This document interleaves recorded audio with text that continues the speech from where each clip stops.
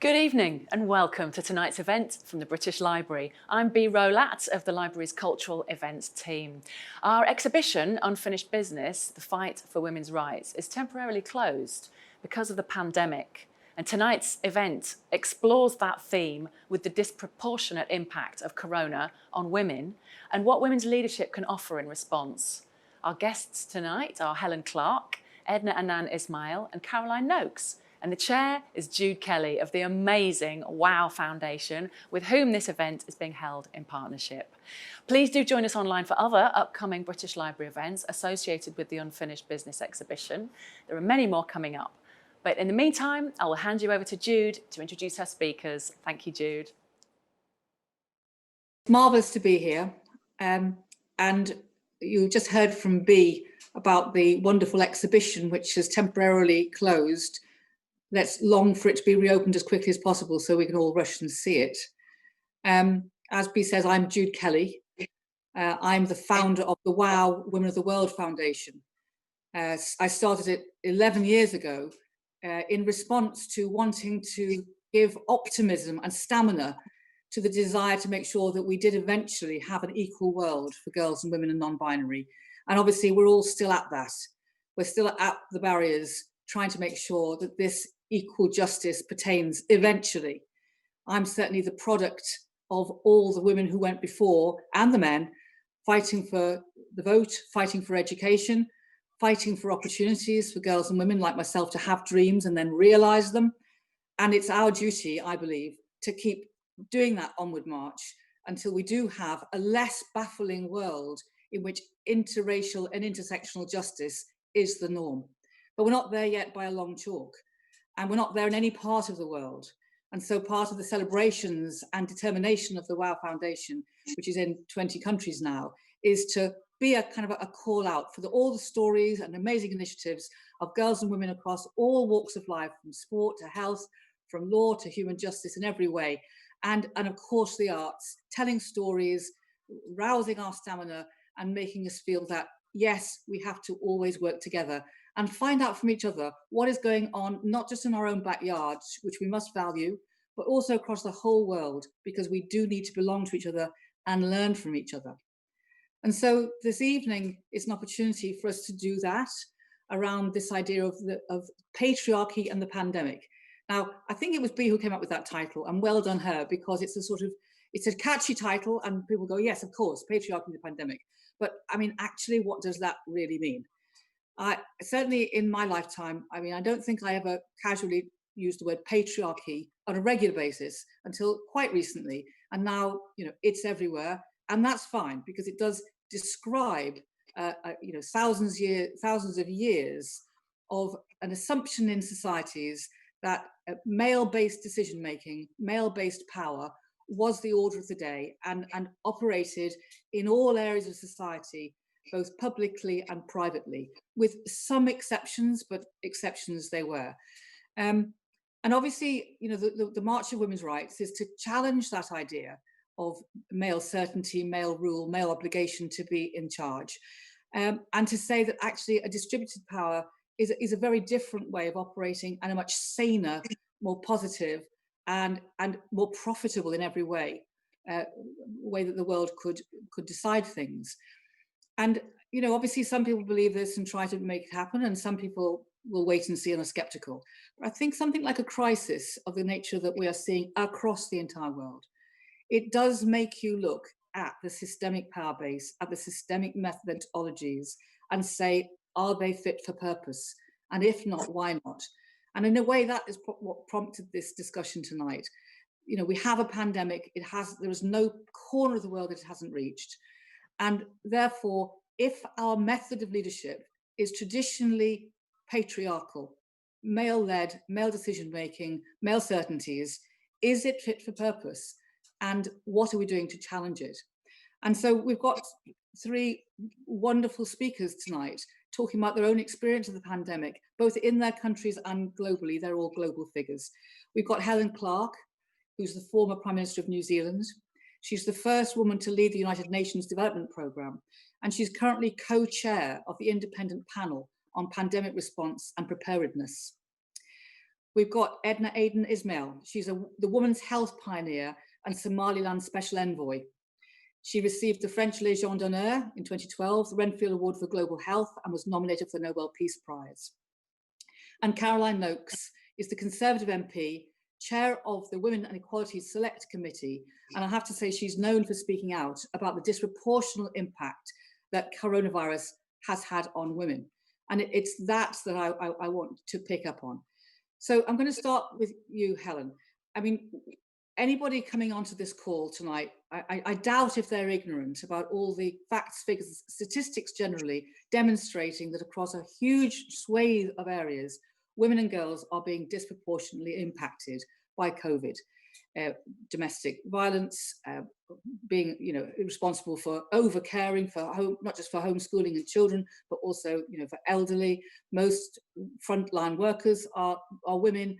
The economic impact on women, losing their jobs first, jobs that already had more vulnerability in terms, etc. We'll come to all of those things, but you're sitting at the very Eagles overview place, looking at how the pandemic is being dealt with by governments, looking at how the governments see this thing coming towards them, then react to them, then think about how their citizens are best cared for. What's your impression of how patriarchal methodologies have coped with something that is so multifaceted and requires such a range of skills and emotional intelligence? What's your sense of how that's hit world leaders? My sense is that it's hit very unevenly. There's been a lot of comment about how, on average, women leaders around the world have done very well in handling the pandemic. And I sit here in New Zealand, where we live, to all intents and purposes, a reasonably normal life. People go to their football games, they go to the theatre, they see their grandparents, because health security for the population was made the number one objective. With a woman leader here, and I think to quite a large extent in other places, they grasp the notion that if you bungled the public health response, then you wouldn't really get anything right, that the economic damage would be deeper and more protracted. So I think it came back to a set of values that where people put health security front and center, by and large, the results have been rather better. Now, of course, I have to qualify that by saying that New Zealand does have a 1,000-mile moat around it before you get to the Kingdom of Tonga, and 1,200 miles before you get to the east coast of Australia. But nonetheless, you can make your luck. And we've made our luck under a woman leader. And I think there are characteristics of women's leadership which are very helpful in a situation like this. Firstly, empathy, which is usually associated with women leaders. Secondly, generally being more collaborative and wanting to listen to and take advice before forming a judgment. Communication skills have been very, very important. And leaders, whatever gender they are, where they've had these skills and attributes, have handled the pandemic relatively well. So certainly in the national responses, I see a distinction between most women leaders, if you like, and the average performance around the world. And it's a strange moment in terms of the strong man, because we've got Erdogan, we've got Xi, we've got, obviously, well, we might not have Trump any longer. I hope he knows that now. We've got Putin. So there've been very, very strong sort of emblematic ideas about leadership needing to be really macho. Brazil, the president just kind of refuting the idea that the virus matters, actually saying, only females would be worried about this sort of thing. Do you think that that's been very unhelpful to have that kind of idea of strong male leadership, almost like fighting the pandemic, like as if it was a live thing that they were going into battle against? Yes, I don't think it's been helpful. And I think in a number of cases, populism complicates it. So, these leaders want to be seen to be in charge, and they're somewhat dismissive, if you like. But meantime, their people are being quite badly affected. again, where the responses have gone better, I think, is where there has been, solid public health advice that doesn't, contradict itself all the time, and basic measures followed. And it's not rocket science how you deal with a pandemic when you don't have a vaccine. It's the same sort of basic measures you would have used in the 1918 flu pandemic. But it needs some common sense and some focus and collegiality, and also clear communication with the public. If the public get clear, consistent messages where leaders tell them what they know, when they know it, what more or less to expect in a situation where knowledge is developing very, very fast, there's more confidence in authorities and more willingness, if you like, to accept the kind of restrictions you have to accept to fight a pandemic like this. So being able to take people on that journey with you rather than shout at them and exhort them is quite important. And just to before I turn to Edna, I wanted to ask you, you're co-chairing this incredibly important committee with another woman, the ex-president of Liberia. Yes, and fantastic to be doing it with Ellen Johnson Sirleaf, because when I was leading the UN Development Program, she was leading her country, and she led it through Ebola, which was absolutely devastating for Liberia. And she knew when to reach out for help and to take good advice, and she did lead her people through. But so we have her firsthand experience of managing something very, very deadly and horrible, with widespread impacts on economy, society, and health system in her country. And are you able to talk openly as two women about male attitudes and how they need to change and learn from female leadership? Is that something at the top of governments of the world, if you like, that is an open discussion?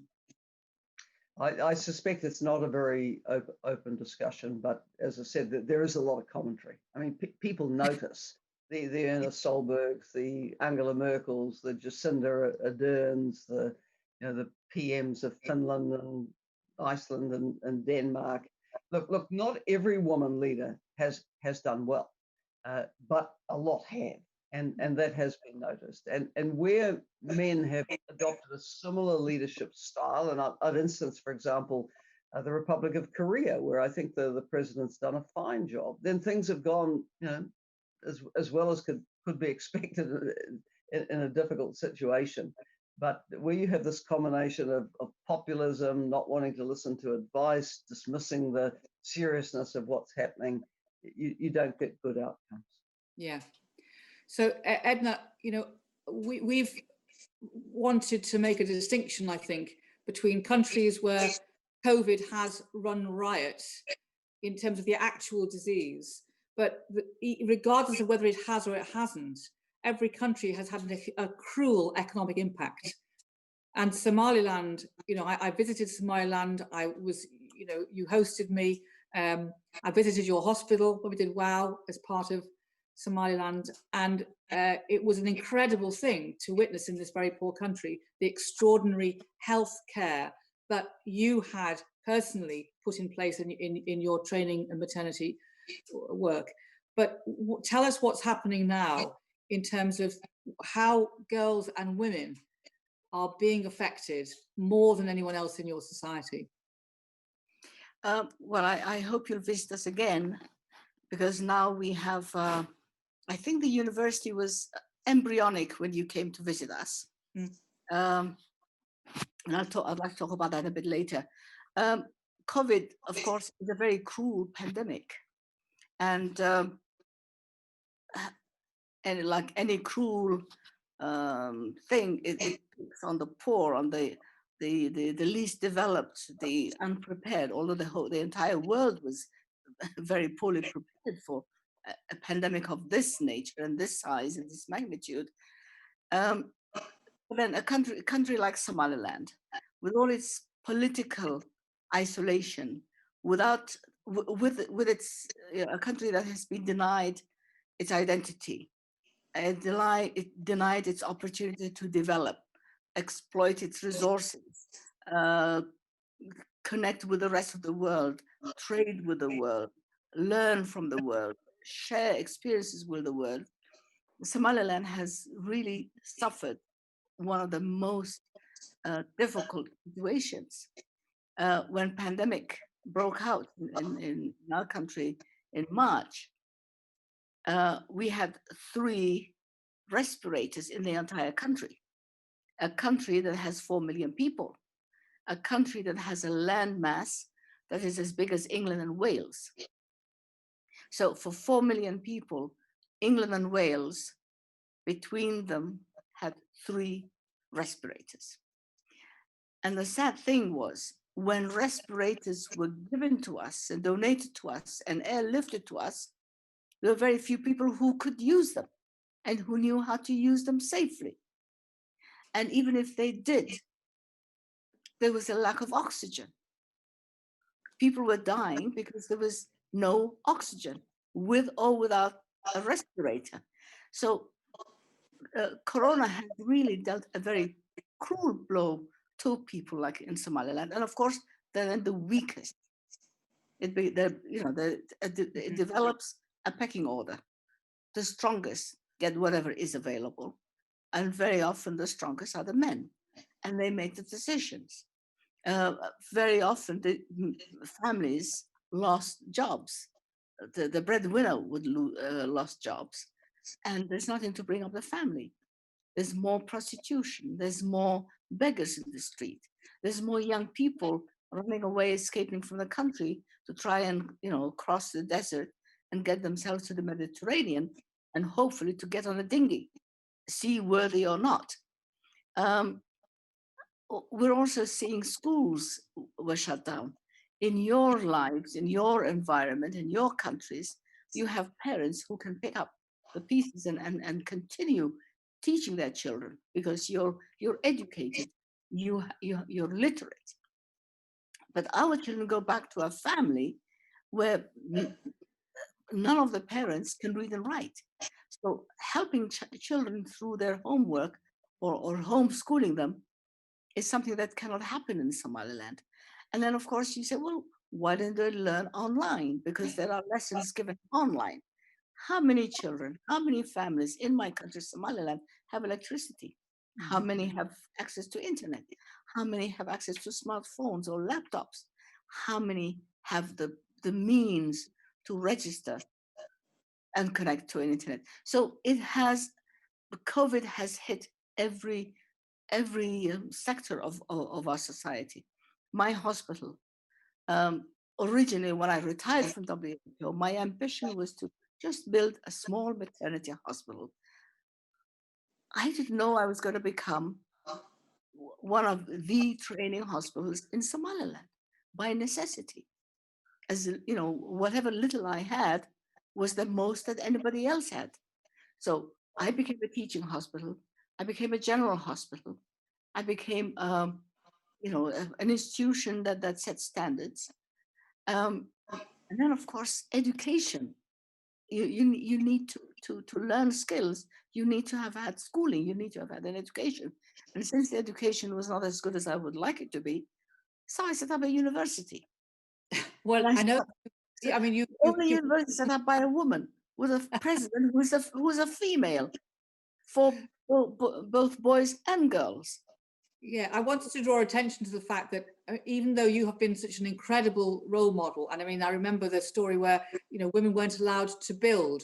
So, but you as First Lady couldn't be refused. So you learned how to make bricks, and then you taught all the other women how to make bricks, and then they built the hospital. I mean, Exactly. there are so many stories. Yeah, This is for another conversation. But what I do want to ask you is this. I mean, there's always been this struggle in many cultures, in many nations, all over the world, to give women's maternal health the proper place it deserves. And also for cultures where women have to take second place. Men are often in a situation where they are giving permission for cesareans, they're giving permission for certain things. So with COVID, has male power been very detrimental to some of the issues to do with women's health? Have you found that to be the case? Oh, absolutely, absolutely. Women are poorer. women are sicker, women are weaker, and I'm getting more complicated cases because many health institutions in Somaliland have shut down. Many hospitals don't have operating theatres that are functioning. And very often, anybody who's too poor, too smelly, too weak, too complicated, they come to me. And these are the people I built a hospital for anyway. But it becomes overwhelming. And I'm giving more free C-sections than I ever did. Before COVID, we would have about 30, 35 cesarean sections a month, maybe one a day, something like that. Referred cases brought in from the bush. Now we're doing twice as many. And Why? Twice as poor as well. So, because they cannot go anywhere else. Anywhere else they go is going to ask them for money, and they don't have it. And then there's no available expertise in some of the health facilities that they could have gone to. Yeah. So it becomes one thing leads to another.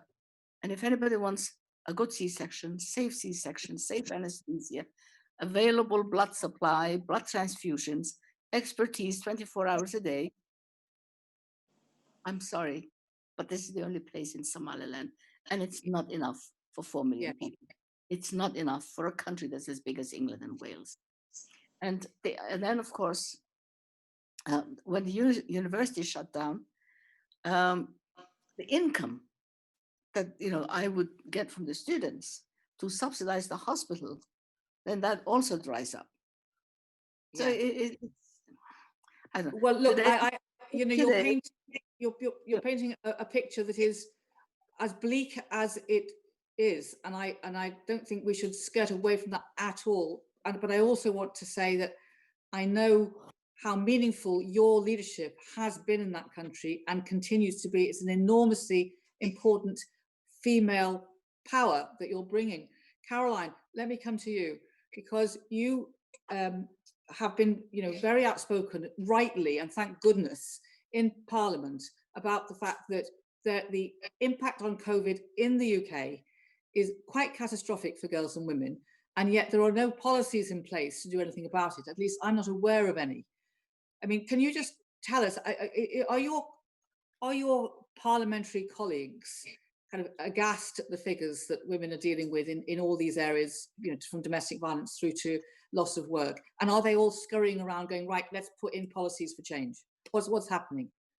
So I think they're scurrying now. And I remember when we passed the emergency legislation, there was a lot of speculation about how this would impact on people with protected characteristics. And we looked at the prospect of domestic abuse, and it took several weeks, but then the government put in place some great programs to help victims of domestic abuse, and they worked very closely with transport companies who wanted to give women routes to escape. But we didn't expect so much. We knew women were predominantly represented in higher numbers in insecure employment, part-time work, short-term contracts. We knew that women were working very much on the front line. So if you look at the National Health Service and social care, that's pretty much 70% staffed by women. But I don't think what any of us had anticipated was that we would see women put on to furlough ahead of their male colleagues. We saw schools and childcare shut down, quite rightly, very quickly, but that then put the onus very much on women that they were going to be doing the homeschooling. They were going to be carrying the major proportion of childcare, so their careers would suffer. And we went into the pandemic, I would argue, in great shape. Female employment was at a higher rate than at any other time in my life. So there's a lot to celebrate there. But what we're seeing now is redundancies where it is women who are at the top of the list to be made redundant. We're seeing, I would argue, a lack of recognition of where women are represented in the workforce. So when you look at hospitality, when you look at retail, when you look at the service industries, you have women in much higher proportions. Go look at construction, that never shut down, and you find over 90% of the workforce there is male. So female-led sectors and sectors where women are employed in high numbers were slow to come out of the first lockdown. And what we'll be looking for now is how will that change as we come out of the second lockdown? Will there be recognition that women were disadvantaged back in June, July and August? I think a really important change, and I was really pleased to see it, is that I spent an enormous amount of time talking about childcare, talking about the importance of having availability and accessibility of childcare. And we know that in the first lockdown, informal childcare, so the sort of childcare I relied upon as a working mother, my parents stepping into the breach, doing that wraparound care, doing the pickup from school, that was banned. And so that put women who had previously been reliant upon friends and family in really difficult positions, particularly if they were the sort of women that were having to work on the front line, had no choice about whether they were going to work or not. Many of them forced into a position where they were actively asking their employers for furlough just for childcare reasons. So in this second lockdown, we've seen a recognition from the government that childcare is important. We know that formal childcare facilities are open, but we also have the exemptions made for informal childcare. But for me, it's been a really mixed picture. And I feel the whole while as if we have been dragging the government to the position of thinking about women kicking and screaming. And it comes back to the title of this evening's discussion, Patriarchy and the Pandemic. So this is very much has come across to me as a response to the pandemic that has been designed by men for men. Don't think it's been deliberately sexist in any way. I think it's just been thoughtless. I think there's been a lack of consideration, and that happens. That always happens when you have a lack of female voices around the table. So when our Prime Minister was rushed into hospital, desperately ill with COVID, and thank goodness he made a full recovery from that, we had a quad of ministers put in place to take the tough decisions whilst Boris Johnson was incapacitated. They were all men. That's just not acceptable in the 21st century. And I think you could see that in some of the decisions that were made. Childcare was overlooked. The sectors that women were employed in were overlooked. And I don't think it was deliberate. I think it was just a lack of stopping and thinking, how will policy X implement 50% of our population? And so I think we have a long way to go, and I will be fascinated to see how the government comes out of this lockdown, what measures they'll put in place to make things better for women. Incidentally, people who are listening, do send in some questions soon, because in about 15 minutes we'll come to your questions. But before that, Caroline, let me just pick up on what you just said. So, you know, the first reaction was thoughtlessness based on habit and a kind of perpetual assumption that just, you know, if you're in a room and it's all men, but you are a man, maybe you won't even notice that there's a woman absent, you know. And now that thoughtlessness has been called out. Are you confident that people are now going, right, we are definitely going to change our behavior, we're going to change our focus, we're going to give a different way of thinking to this whole pandemic and its recovery that's going to be women-centered? Oh, I think we're a long way from being women-centered. I think we have the first few recognitions that there is another half of the population. Now, I'm always an optimist. I think we've seen some progress around the periphery, but we have an opportunity right now because we will have to give a plan out of lockdown in 2 weeks' time. We do have opportunities, arguably, in Downing Street right now. We've had a little bit of political upheaval. I think that's a great opportunity to put us in a position, the type of leadership that Helen referred to when she was speaking. So one of communication and collaboration.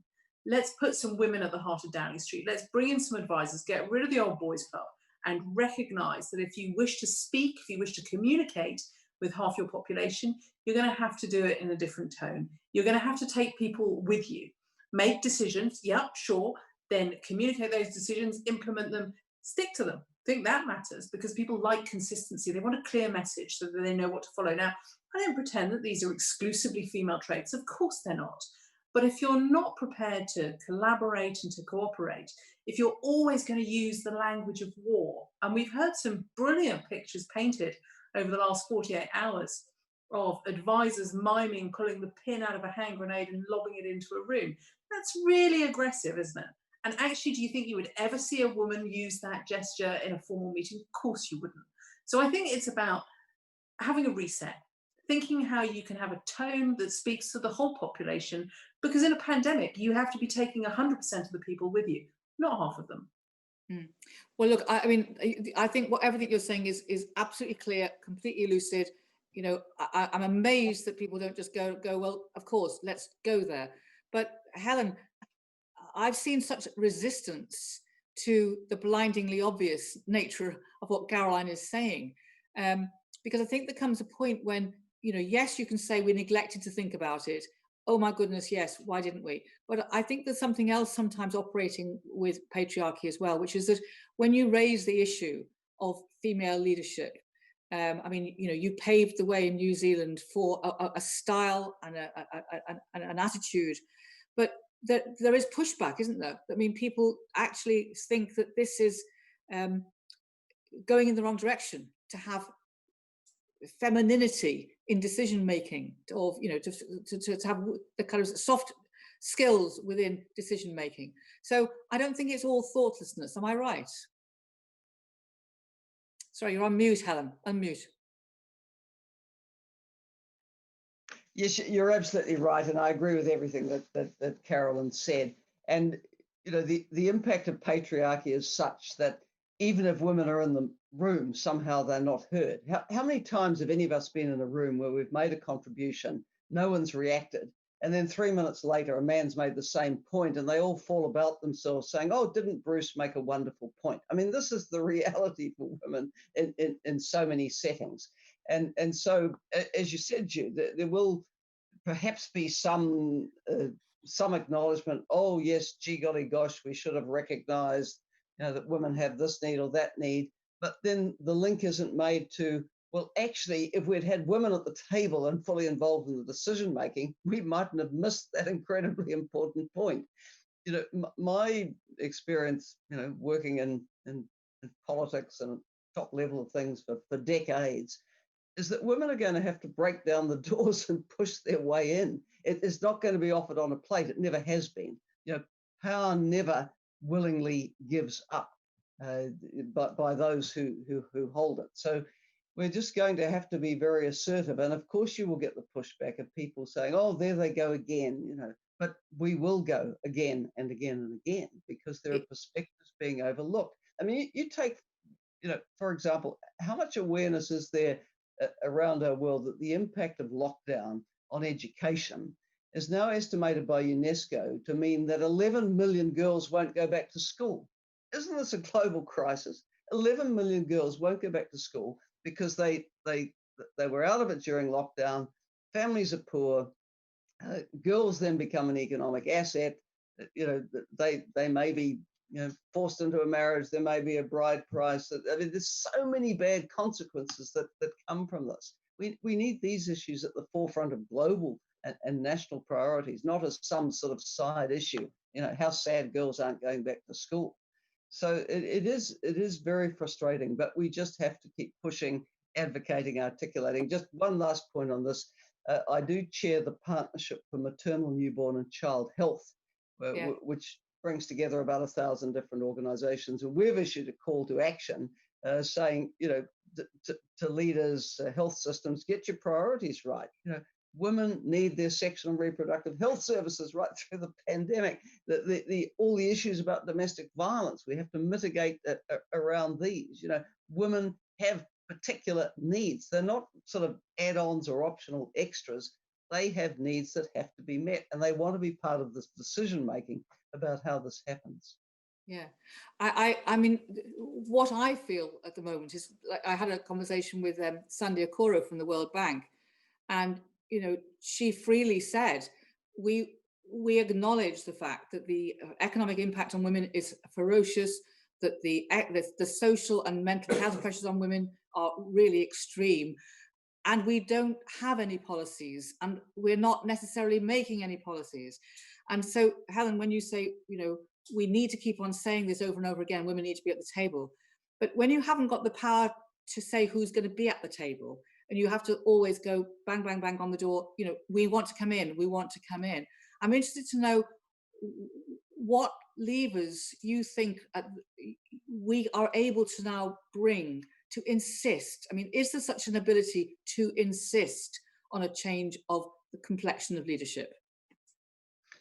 Well, you need an active civil society for that, and not every society makes space for active civil society. You need the voices in the parliaments like the Carolines, and I think the women working across party to demand that the voices are heard and the concerns are met. You need a media that's prepared to take up the issues, because otherwise, we talk in our bubbles on social media or whatever, but we have to get it out of there and into systems and hold people accountable. I think the notion of accountability is quite important here.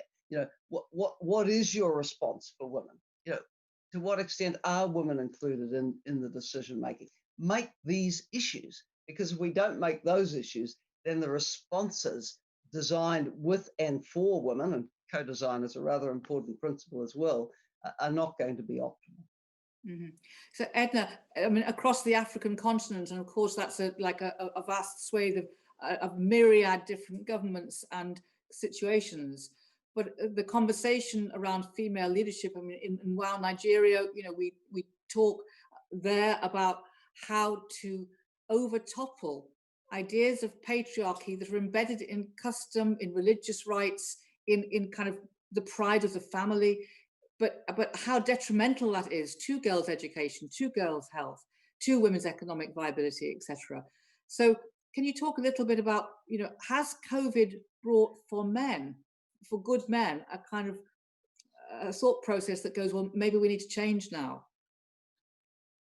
Well, I'm not able to answer that, because I haven't seen it. I haven't seen any evidence of that. Mm-hmm.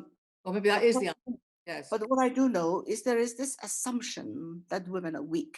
And I'll give you the example of when I was made a minister in 2002. I became the first woman cabinet minister in 26 ministries of Somaliland. And it was assumed that on cabinet meetings, I wouldn't be there because it'll be too tiring. These cabinet meetings happen at the end of the day, or the end of the morning at about 11 o'clock, and they dragged on till about 1 or 2.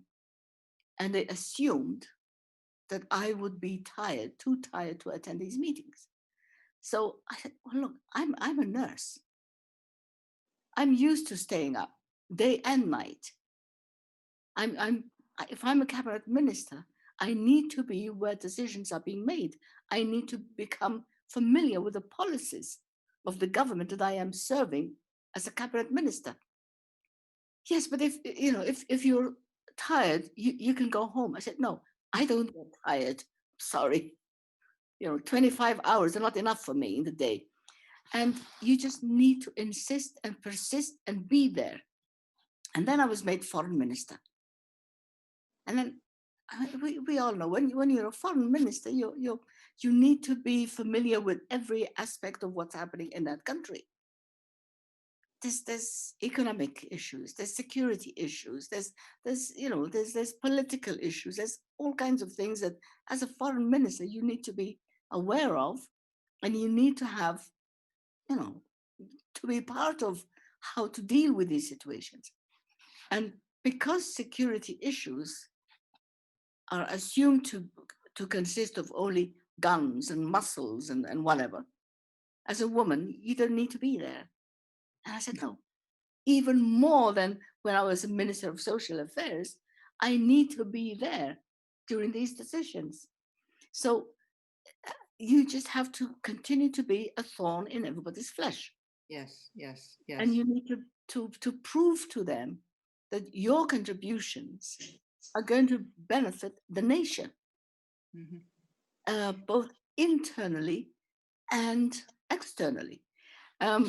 So it's just not giving up. And then I don't believe in confrontations.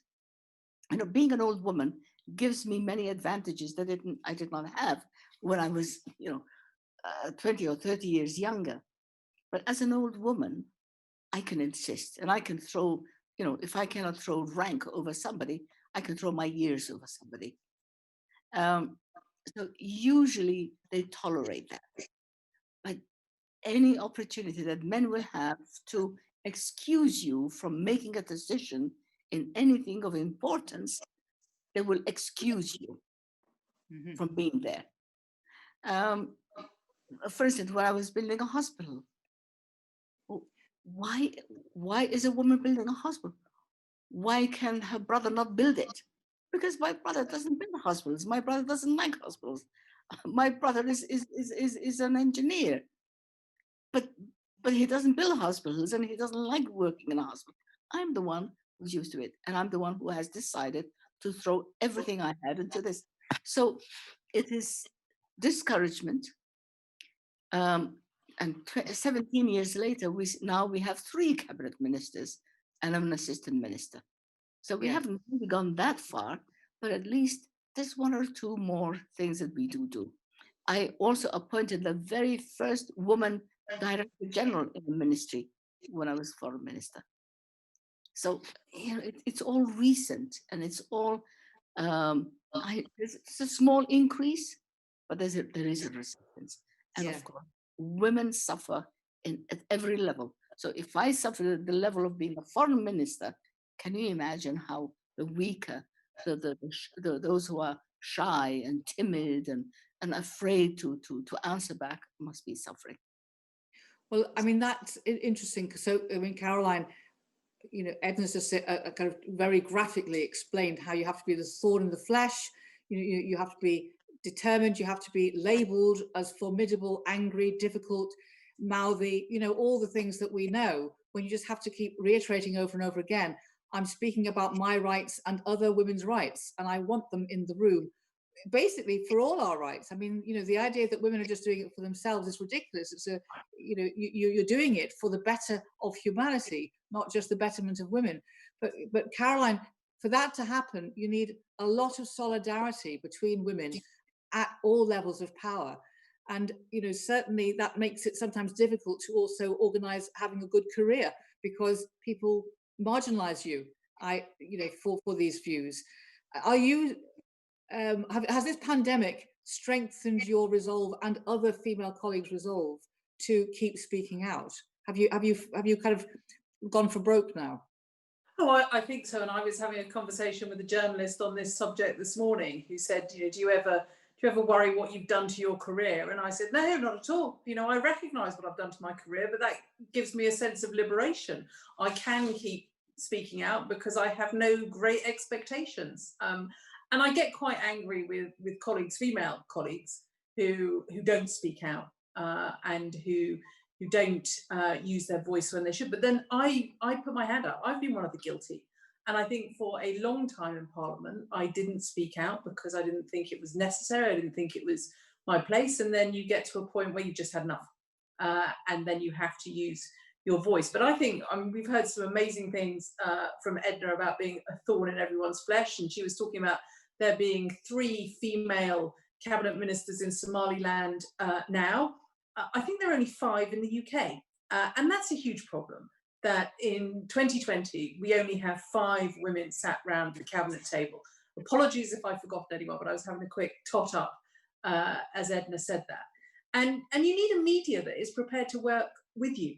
And so we've seen over the course of the last few days, a media that has been complicit in attacks on the Prime Minister's partner, who has spun this sort of cabal of awful women.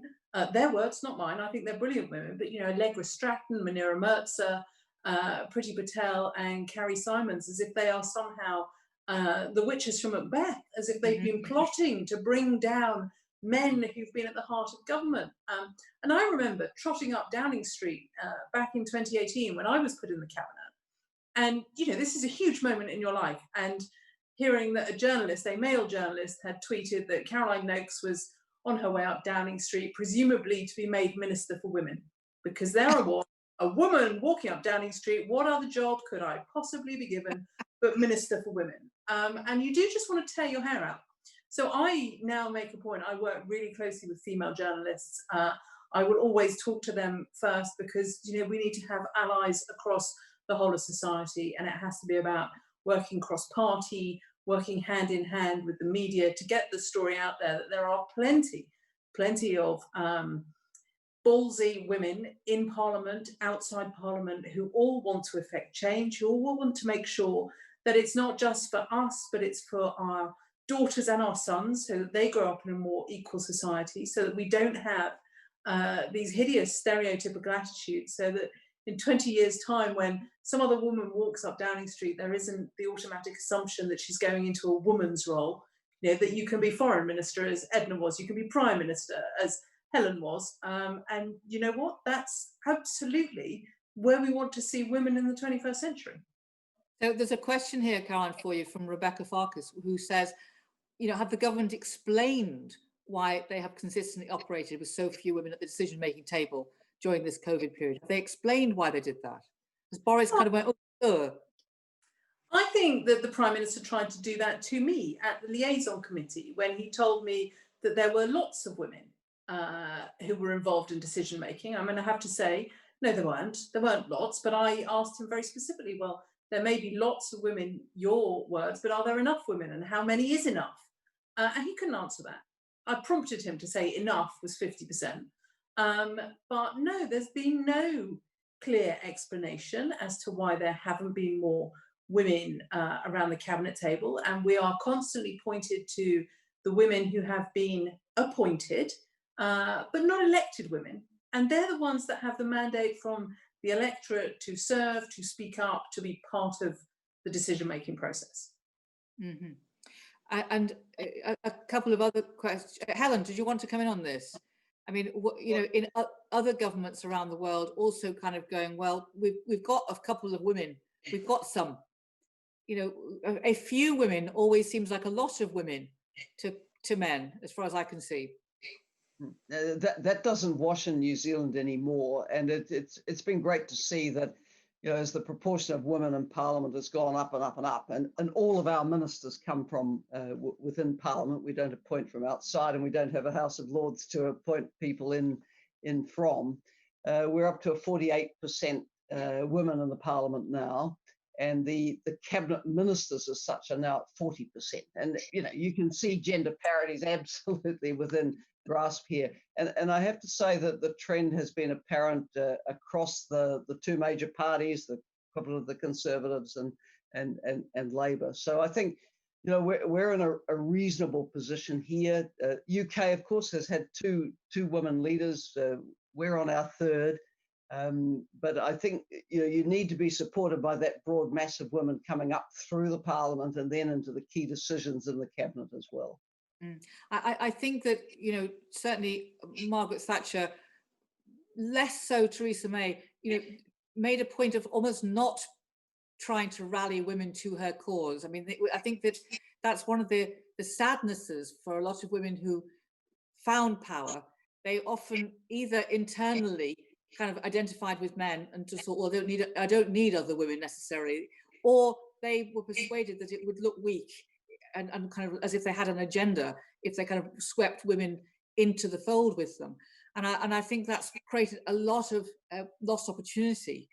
But I noticed that, for example, now, not just women, but particularly women at top level are talking about domestic abuse, for example. That is something which around the world people are no longer having to talk about it behind closed doors. It's an upfront issue.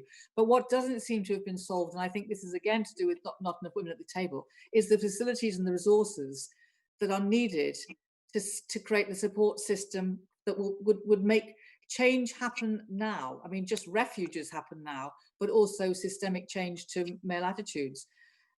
Caroline, you've done quite a lot of work on this already, but there aren't enough refuges, are there? And there aren't enough services in the UK. I mean, there aren't enough anywhere, actually. But what changes do you think can happen urgently, and who's attending to that?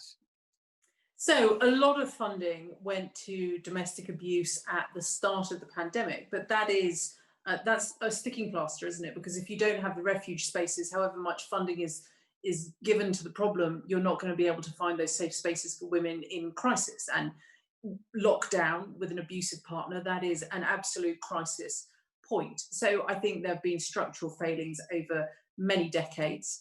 I think there have also been educational failings over many decades. I hope, and I like to think, that we're headed in a better direction now. But I spent 18 months as immigration minister, and what was very clear is that there is still in this country a lack of support for migrant women. It's fine, you're entitled to support if you're on a route to settlement, but if you're here entirely dependent upon your partner's immigration status, if you're here as a student, then you have no protections whatsoever. And I think that's a huge challenge in a crisis, and indeed at other times. And I think Theresa May, with the VAUG strategy, violence against women and girls, was headed in the right direction. Didn't get to complete. We have a domestic abuse bill that is currently in the House of Lords, hasn't yet got a timetable passage back to the Commons, and that's all about finding government time for it. And yet again, when you're talking about finding government time, it's the usual channels, the business managers who determine that. Guess what? We've got a leader of the House who's a man. We've got a chief whip who's a man. And actually something like the domestic abuse bill, I would have much preferred to have seen. It was a bill that kept getting off the starting blocks, I think, once under Theresa May, then again under Boris Johnson, then there was a general election. And so yet again, it's the domestic abuse bill that ends up at the back of the pile. And I think that gives you an indicator of priorities, doesn't it? Yeah. What do you want us to do about that? I mean, those of us who are listening from the UK, what should we do to push that forward? So I think, and I was talking to a constituent of mine about this just today, I think this is about parliamentary questions. When's it coming back? Encouraging members of parliament. So anybody who's watching this can ping a quick email to their MP and say, can you find out when the domestic abuse bill is going to complete its passage through the Lords? Because we want that on the statute book. We want the Queen's signature on it ASAP. And I think it's about building up a head of steam and pressure to say, come on, let's not leave it in the unelected upper house to gather dust. Mm-hmm. I want to come to two things. Helen, I want to talk about how COVID has created a sort of camouflage for governments to push through programs and ideas that are detrimental to women. I mean, what's happened in Poland, some of what's been happening in the US, etc. I mean, are world leaders aware of this idea that COVID has been a wonderful duvet masking things that are happening underneath it? I think civil society are very aware of this. You know, COVID has just crowded out so many other incredibly important issues. And, you know, as one who constantly tuned to global TV, look, we're rightly preoccupied with COVID, but as you say, all of a sudden, out of nowhere, it comes to our attention, this incredible move in Poland, which, you know, one's a little surprised we're not hearing a lot more from the European Union Yes. about. Because, you know, while the world's distracted, women's rights are being stripped away. And I could say it goes also beyond the issue of women's rights, that there are governments around the world that have found it very convenient to have very long lockdowns because it helps repress the political opposition and others drawing attention to the shortcomings of regimes. So they use, you know, the powers they have under states of emergency to enforce lockdowns, basically to shut everybody up and in a number of cases lock up opponents and find spurious grounds for doing so, like, you know, claiming that I can think of examples of opposition MPs who had food kitchens operating out of their home compounds and were then accused of breaking, you know, curfews and so on. So it hasn't been a great chapter in a number of countries, and I think it's good of, you know, we have media that are on the alert for this. You know, what is COVID being used for? What is it obscuring? Because there are some outrages being perpetrated under its cover. Yeah, and this is where I think the patriarchy issue really pertains. Of course, there's the general civil rights issues, but in certain strong men countries, women's reproductive rights are under attack. So is the kind of idea of women as agents of their own fortune, because there's such a kind of pressure in Russia around the kind of the family model, in Hungary, ditto.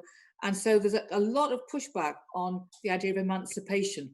And that's a kind of worrying thing. And again, I don't know, is at a world leadership level, at a civic leadership and at government leadership level, these aren't things that people normally bring sanctions against. It's very rare to bring sanctions against women, on behalf of women's rights. Could you ever imagine that happening? Well, yeah.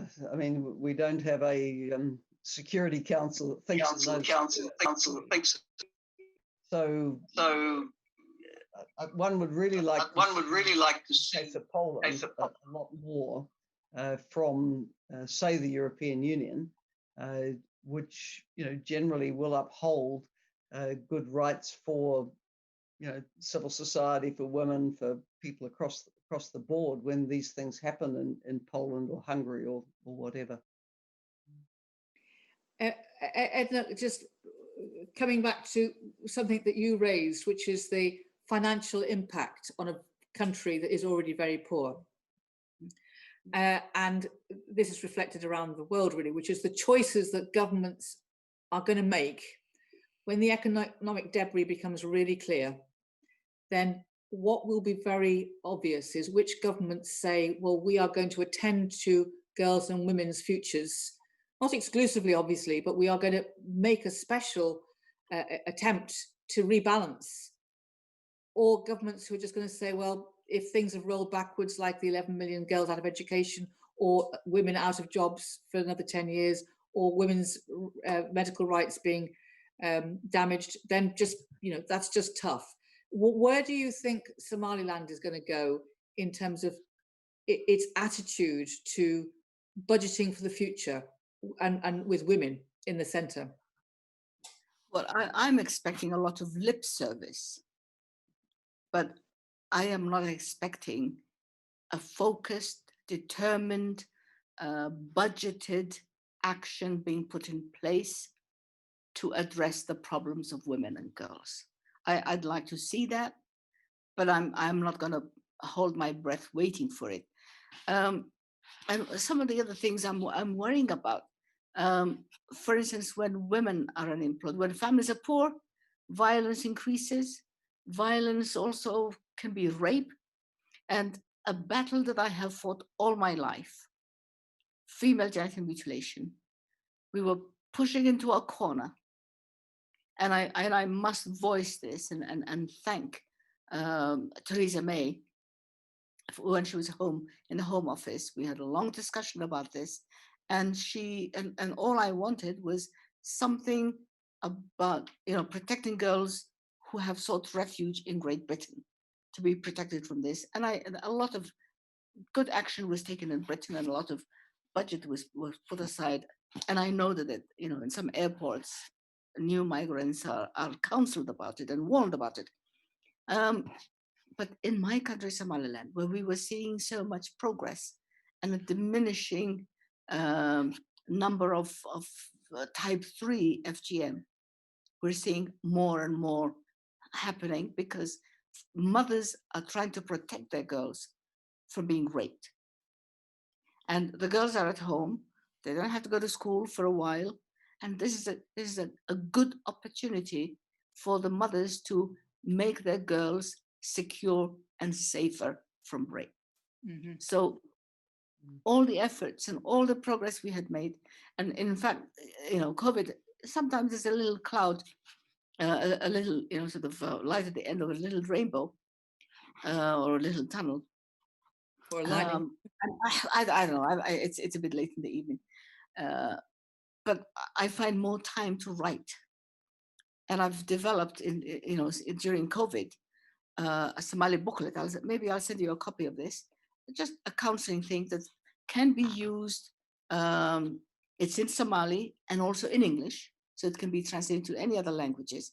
It's a little comic book. It's a little story to try and convince families. And since there are over 20 million Somali-speaking people in the world, Somalia, Somaliland, Djibouti, Kenya, Canada, Cardiff, wherever, it's something that communities maybe can maybe protect their girls from taking them somewhere on FGM holidays just to cut them up during summer holidays and bring them back. So I've had time to do that, which is something I have been putting aside and saying, I'll do that when I retire. But Corona has made me do it because I see an increase in that number. And at 83, I'm not going to retire a second time. I retired 23 years ago. I never had time. So, but Corona gave me that time. I'll share it with you. I'll share the English and the Somali version with you. Yeah. I hope it can be translated into Arabic. It can be translated into Amharic. It can be translated to any other languages. If it protects one little girl somewhere in any corner of the world, it'll be worth it. So, well, I think that tonight I think we've shared our anxiety about the things that have been made evident in terms of inequality by COVID. We've shared our anxiety about the things that have been not just reinforced but made a lot worse. We haven't talked about certain things. We haven't discussed the digital divide and how, again, that has a disproportionate impact on girls and women.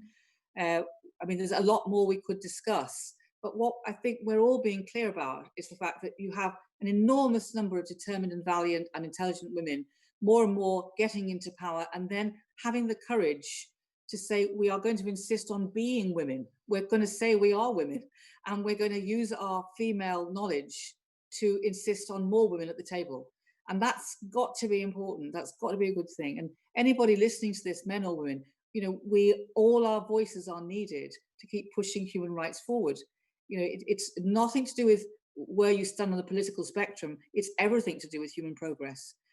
I think if there is a silver lining, and Edna's just mentioned one, which is the book that she'll produce on FGM, then another silver lining would be, we can't pretend we haven't seen this.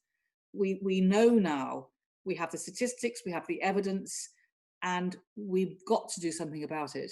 So it's about putting pressure on people who have power, and it's about going into power yourself in whatever that looks like, in order to make change happen. So let's leave feeling more activist than we came.